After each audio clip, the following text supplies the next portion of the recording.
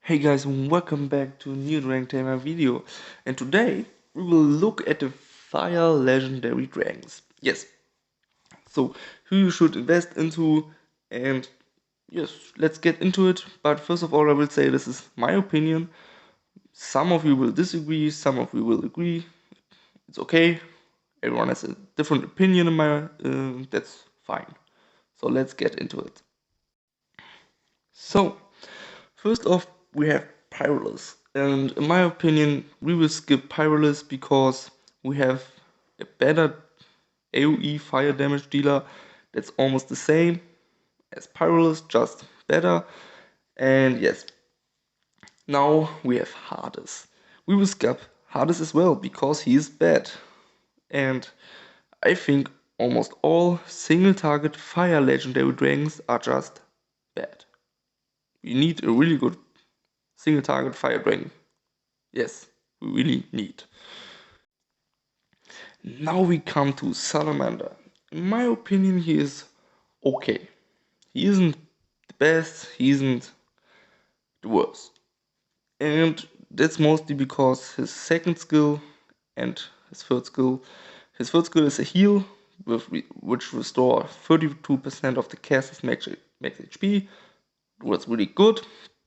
And the second skill will just decrease the enemy's attack by 30% for 2 turns. The problem is the second skill is scaling on attack, so it's useless because you will go for HP for the maximum heal on the third skill.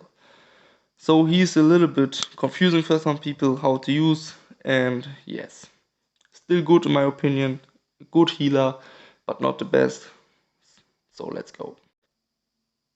Now we have Fenrir and Illusion, and both dragons are just bad. Like I said, almost all single target dragon and fire legendary are bad. And Fenrir and Illusion are both single target and both bad. Illusion had only one thing in this game he should do, and this is to counter Genie, but with the time we got better counter to Genies, and yes, Illusion just fell off. And to be honest, even back in the days, literally no one used him as far as I remember. Now we come to the better Pyrolus, and this is excuse me. This is Lucifer. Lucifer is straight hell. His first skill will deal 161% of attack as chaos damage to all enemies and ignore 20% of their defense. And his S3 is just a single target, 336% of attack as fire damage to an enemy, and with his T2 or T5, I don't know, he will get this up to 400%. And if you use him on Aris, will just one-shot enemies at 5-star or even 10-star. I didn't try on 10-star with max level and so on. But yes, he is really good in my opinion. You should build him if you want him for Starstone and Warfare. Now we come to Ash, and I wasn't sure if I should put him into the list of good dragon because he fell off really hard in my opinion, because there are just too many counters like disarm, speed wall, speed like a Minkshe plus electric elk, and yes, this was a problem. But I will put him in this list, so you can build him, but not as priority for fire dragon dealer, because his skill is on scaling on HP. It's 44% of casters max HP for fire damage, and with this he's a really good tank and damage dealer. The problem is his second skill is still scaling on attack. Good thing you get a attack buff on his third skill, but it won't help you this much. You can still build him, but not as priority, and I would use him with Ares so you get this extra damage. Now we come to one of the best supporters in the game, and this is Phoenix. And yes, He's really good because he can resurrect an ally with 9% of its max HP. That's really low in my opinion, but it restores its speed bar by 100% and heals 20% of the caster's max HP for the following 2 turns. So we will get the turn and an heal for 2 turns, what is really good in my opinion.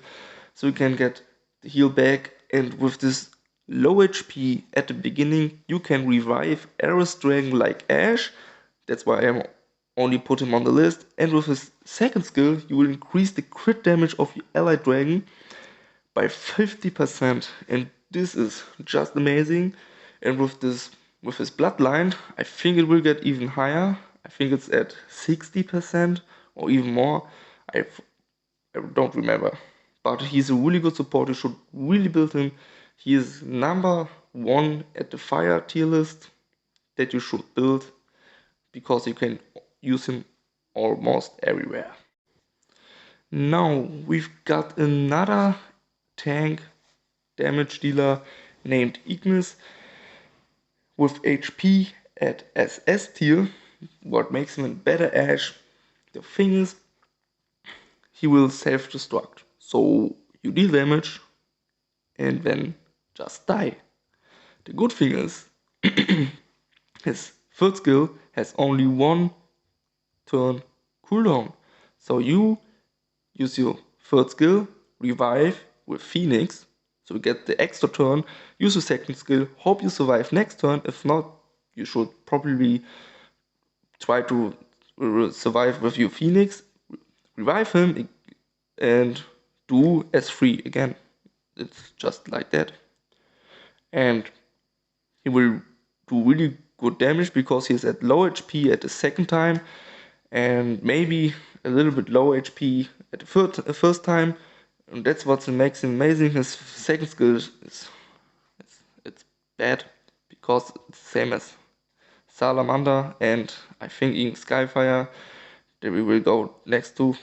Yeah, I don't like this intimidate skill. We really should buff this or change it, to be honest. So we are already at the last dragon, Skyfire.